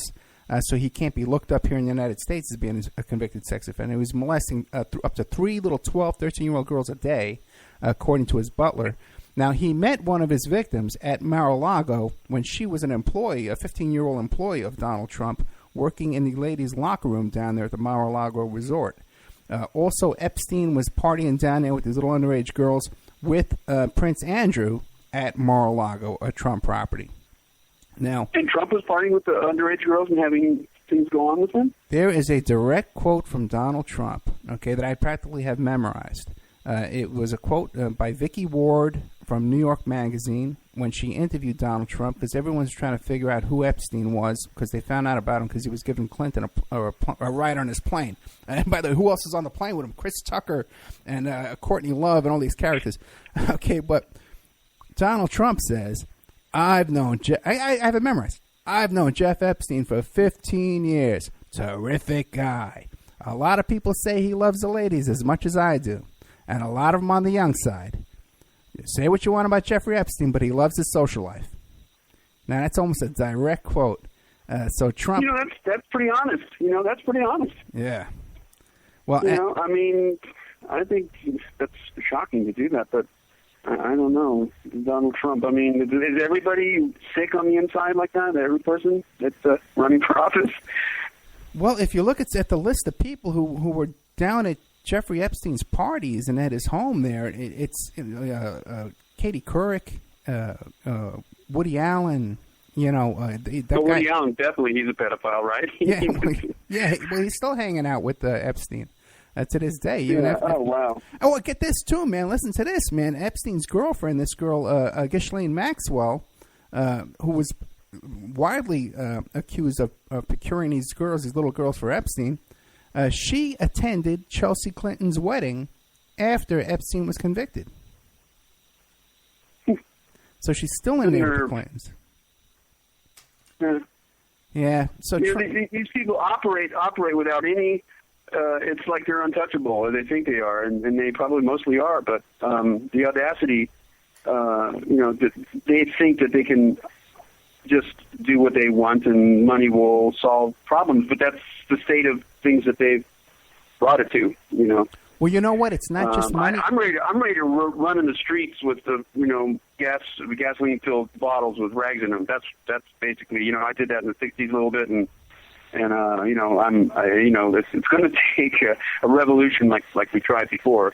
I don't know what else can done, but there's no real change that's ever come about anywhere without violent revolution. Well, you know what? Then you'll love the guest I have on tomorrow, Professor Daniel Burton Rose. He wrote Guerrilla USA, the George Jackson Brigade, and the Anti-Capitalist Underground of the '70s, and he's coming on the show tomorrow. Well, I'm going to listen in. You get them all, man. You get the good ones. Yeah, we got a great list coming up. You know who I had to just recently too? The former leader of the Hells Angels, George Christie. He was on. He's coming back this week, and this week I had. Really? Yeah. Oh, I got them all, man. And this week I had two. My band was Hells Angels chapter, and it used to be Shasta chapter, but now they call it Whiskey Town Crew. Was their favorite band? We went up and played with at the Hells Angels clubhouse up there. President's a real cool guy. I like those guys. I like the fact that they beat the government in their own rotten cases. Twice, the largest RICO cases in the history of American jurisprudence, and the Angels won. And I think I respect that. I'm proud of that. Yeah, I hear you. The government wants to be the only big crooks around. That's the truth of the matter. Is they don't want anybody else, selling drugs and making profit. They just want to be the ones to do it. Yeah, it's so true, And one thing, too, we were talking about how do they get away with it. It's not just money, it's blackmail also.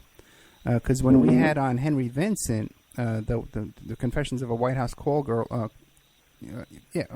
Confessions of a D.C. Madam, he talks about how all those guys, but Lawrence, Larry King, and Craig Spence, how they had videotaping equipment set up at these parties, and Craig Spence, his bodyguards were all Secret Service agents. And Epstein had the same operation going on down there in Palm Beach, Florida, when they raided his home, because you can read the probable cause affidavit online for the search warrant. When they went into his home down there, he had hidden recording equipment all over the place.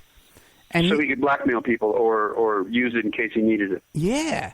And also, too, when you walked into his home and walked up to the massage room where all this activity took place, there were pictures of naked little girls all over the walls in frames, little 14, 15-year-old girls. Anybody that walked into that home was witnessing child pornography. Huh. Yeah. Yeah, they just fly out in the open, and they just don't give a shit because they think that they're going to continue getting away with it, and for the most part, I guess most of them do. I mean, I'm scared to really go into this whole pedophile thing. I mean, I was a victim of that situation when I was in boarding school, but I worked out of it, and it was what it was, and it happened, and but I mean, it's not just Catholic priests. It's I don't know. I mean, what about that guy in the college, the sports coach, the beloved, what's that guy's name? I know who you're talking about, Sandusky. Yeah, he was a coach for a university, and for 25 or 30 years he was a football coach, and he had a underprivileged camp for boys. Yeah. Well, if you ever, the the whole report on that is available online. And let me tell you something, man. There's like 20 other people at that college that should be arrested as well. Because everybody knew what Sandusky was doing. He was barred from... Absolutely, yeah. Yeah. And his wife absolutely knew because he was bringing little boys down to the basement and sleeping with them down there. How come she's not in prison? God. Yeah, she's an accessory just because she didn't report it. And the fact that my mother died, how she did and when she did, I mean, if she had lived, she would have been arrested as an accomplice and an accessory and gone to prison. Wow. So, I mean, that's, I'm sure she would, my dad spent almost 4 years in prison. She probably would have maybe gone for a lesser amount of time. I don't know. But he wasn't going to crack until she was killed. He was adamant. He wanted his money, and that was it. Yeah, Doug Caddy said the same exact thing. He said your dad was a broken man after his wife got killed, after your mom got killed. But now, what do you think your dad would have done? Would he have turned and testified against Nixon and all the buddies there? Yeah, I think he would have. In the right circumstances, if they absolutely fell through with financial support for not only him but the Cubans, his compatriots. Yeah, and that was his threat. And my dad did not make threats that were just idle threats. He threatened the White House, Mitchell, Ehrlichman, specifically Nixon, and he meant it. And they knew he meant it because he was who he was. What do you make of one main reason that everybody thinks it was a setup was because of that off-duty cop that was downstairs waiting for this, and he was right there, right on the scene to make this bust. Now, I forget his name right now, but Doug Caddy thinks that he's Deep Throat. Oh, really? Yeah. I thought Deep Throat was Linda Lovelace. Mark Felt. Yeah. Nixon, you can listen to the White House tapes and you can hear Nixon going, let's talk to that. They knew that Mark Felt was leaking information to Woodward and Bernstein. They knew it. Nixon is on tape saying Mark Felt is the one talking way back when. There was no mystery to that, but some people still don't believe that, like Roger Stone doesn't believe Mark Felt was Deep Throat. He goes, no, that's not true. Mark Felt was Alexander Haig. That's who other people think it is. Yeah, when I was young, I thought it was Haig. Yeah. Yeah. But now that I start getting to meet all these people, you get different stories. Yeah. It seems like these people aren't individual, separate human entities. They're all some kind of a one monstrosity that's, that goes on through history year after year. Now, have you run into anybody that's and you know for a fact that they're trying to feed you disinformation? Disinformation? Yeah. Oh, I think there's so much disinformation out there. I think FBI, CIA, and the government play a huge role in the publication of Kennedy assassination books for the purpose of clouding up the waters and the purpose of disinformation. Come on, how can anybody, Gerald Posner or who was the guy that wrote Helter Skelter, Vincent Bugliosi, how can those guys seriously, as intelligent human beings, believe that Oswald was a lone gunman and that there was no evidence or ties relating to Oswald in the intelligence community? I mean, come on. And Jeffrey Toobin. That's just so ridiculous. But, why are they writing like telephone-sized books about it? Jeffrey Toobin, too. Yeah, there's a lot of disinformation out there. Yeah. I've gotten threats from people, Not so much anymore because it's wide open, but someone that Doug knows that also was working in the law offices that Lyndon Johnson used wrote one of the first books naming LBJ as the head conspirator.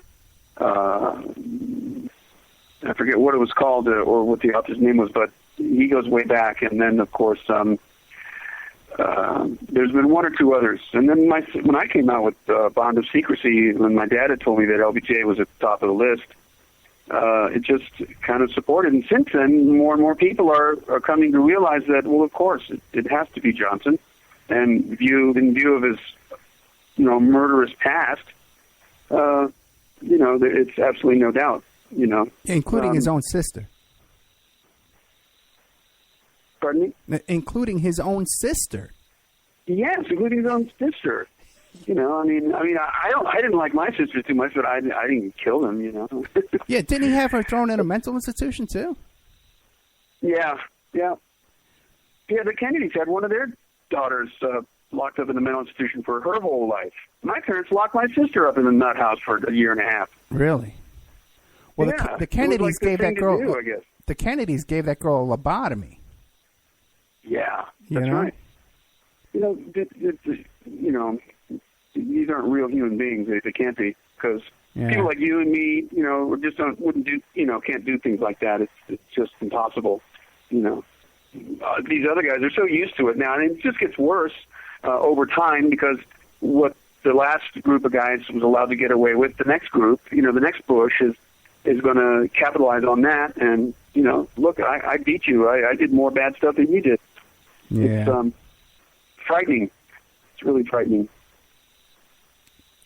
Yeah, just an incredible lust for power and greed and I guess revenge too, and power over other people.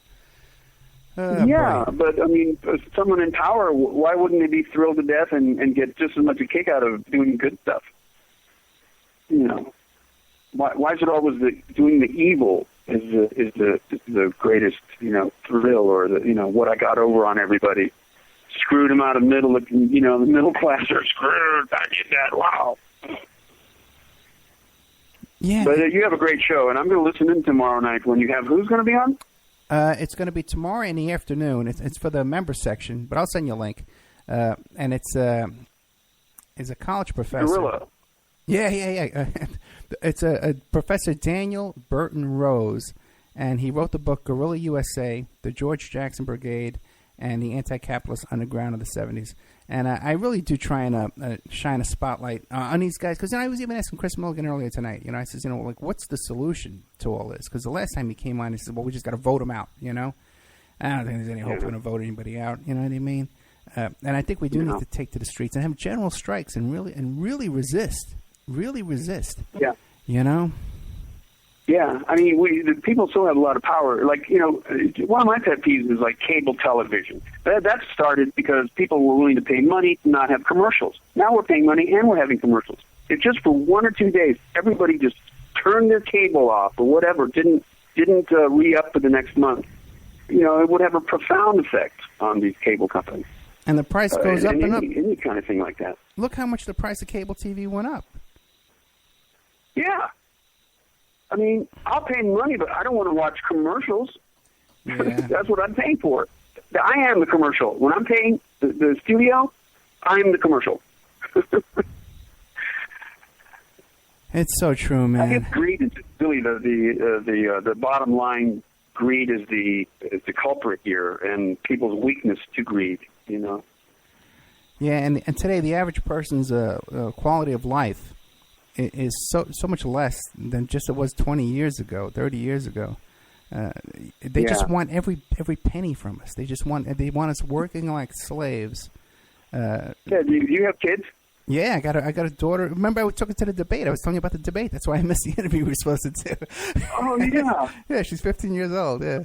And she's a revolutionary. My daughter, she does stories about the Black Panthers. She just got 100 on this report she did about Bobby Seale with the Black Panthers. Oh, excellent. Yeah, she's a real revolutionary. You teach them the truth. I know you do. That's great, man. That's why we get to keep it going. We just have to keep passing it on. Eventually, it's got to swing our way somehow, somewhere. I hope so, man. But just keep talking about shining a light on it, and we'll see what happens, man. But you're doing a great job too, bringing all this stuff out and being able to report all this stuff about your dad. Real quick, okay, and then I'll let you go. Is when I got a couple of comments from people saying that recorded interview with your dad, that deathbed confession. And some people are saying, well, that was sort of a part of an acting role that he was doing for, remember that guy we had trouble with, Kevin Costner? Oh. An acting? No, it wasn't an acting role. The original deal was with Kevin Costner to pay my father for the information. And when it came down to it, Costner wanted my dad to fly out to Los Angeles and set up in the studio there on $100 per day diem without any real evidence that he was going to get what they had agreed upon, which was, I think, $3 million. And so that's how we started working on it, and then that fell through, and my dad got really depressed. But I started that whole ball rolling, because trying to get a way to get my dad to stand up for himself before he died, after so many years of people accusing him of this and that. I said, why don't you just tell the truth? Why don't you just tell what you know about things, even if you don't have involvement in them. You were high up in the CIA. You must have heard things. You must know things. Just as a legacy for your children. Just let it out. And he was invested in it for a little while, but finally the attorneys and his second family just wore him down, and he just exhausted him. But what was the timing of that statement? He sent me that on his own. That was not any kind of acting or rehearsal for anything. He was trying to continue our whole inquiry, my whole inquiry into it, because we had a deal to get a book published if he was going to tell the truth about things. And the timing of that was that he made that shut statement. Down towards the end, and the book was never finished by him. He died, and the ghostwriter stepped in. But the timing of that was that he made that statement after the deal with Costner fell through.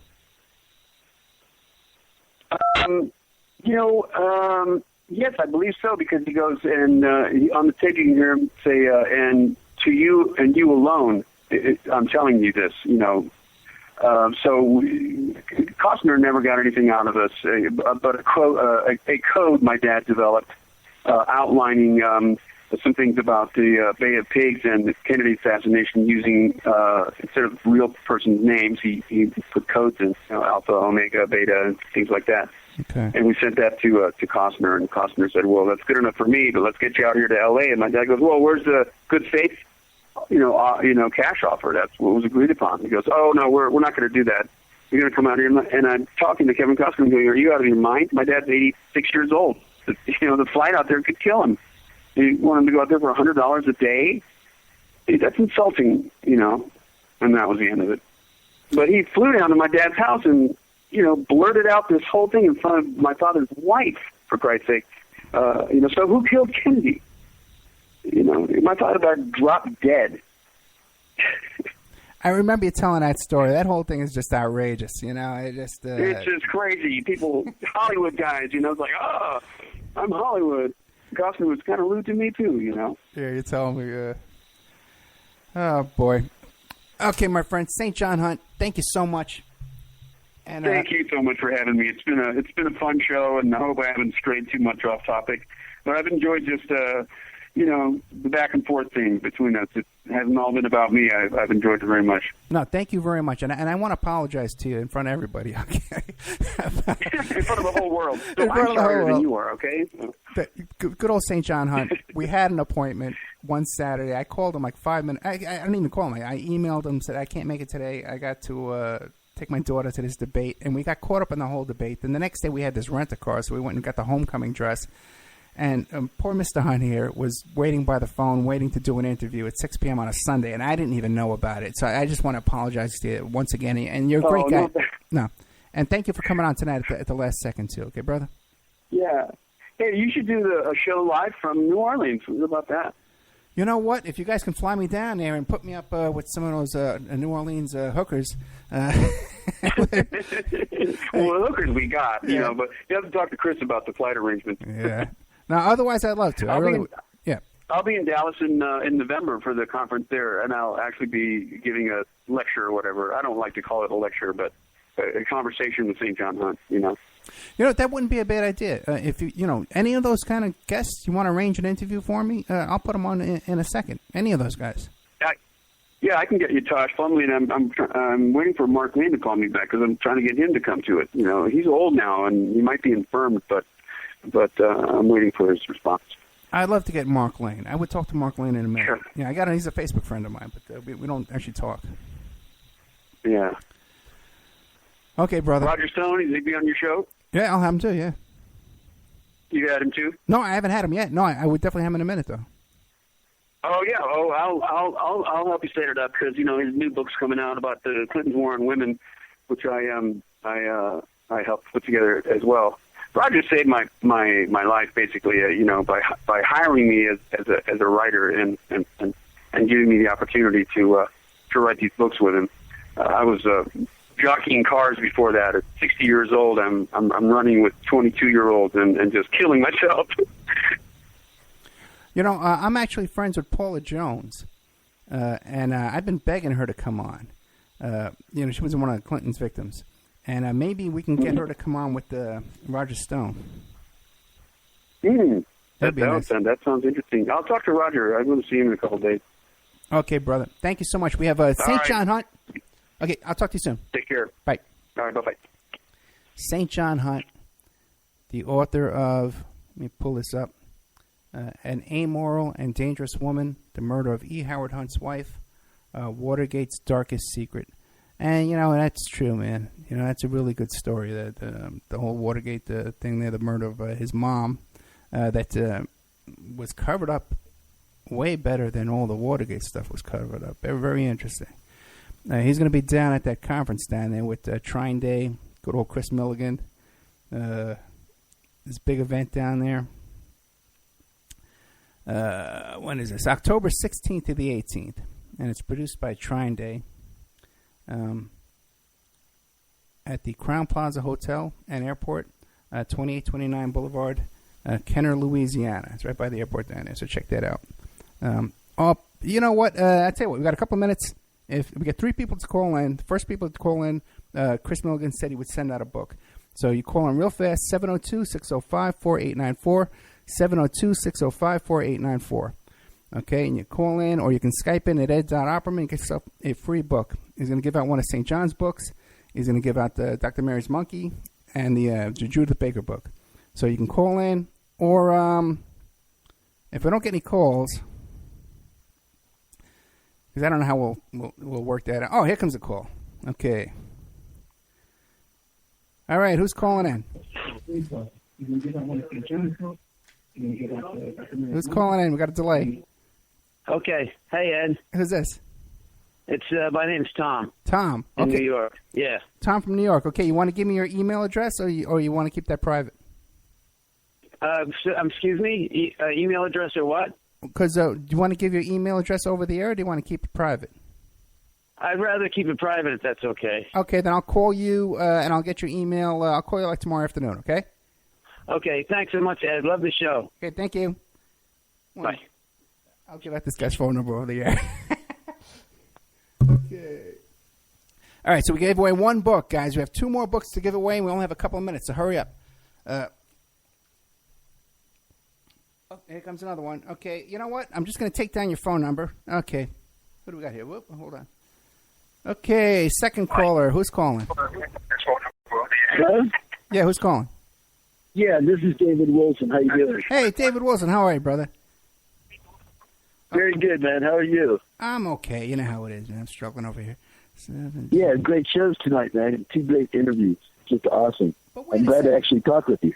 Wait, I'm looking at your phone number. There's like 12 digits on here. What the hell is this? Yeah, I dialed the wrong number first time I called you, so I don't know if maybe that got into the number that you saw. Oh, no, wait. I think I got it. Okay. All right. I got your number, and I'll call you tomorrow, and we'll get your email address to send over this book.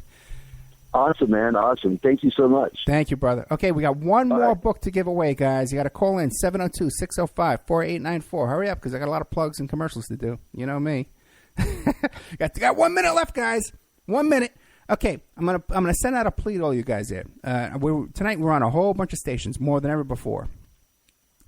And the memory on my computer is so low right now, you have no idea. We need at least $50 to buy some memory. So if you want to sign up for a year in the member section, I'll give you a discount. We'll do it for $60. Okay, you just have to email me directly through PayPal at oppermanreport@gmail.com. Okay, but it's time for one more book, guys. Chris Milligan said he'd send out 3 books. Okay, no one wants it. Okay, going. Don't call me after the show's over. I'm not going to pick up. Going 702-605-4894. You can just call, and I'll look at the number. I'll write it down. You don't have to come on the air. We're down to 30 seconds. 10, 9, 8. You're not going to get a book. I'm going to get the book. I'm going to keep the book. How's that? I want to tell Chris Milligan to send me the book, guys. You're out. The show's over. Good night.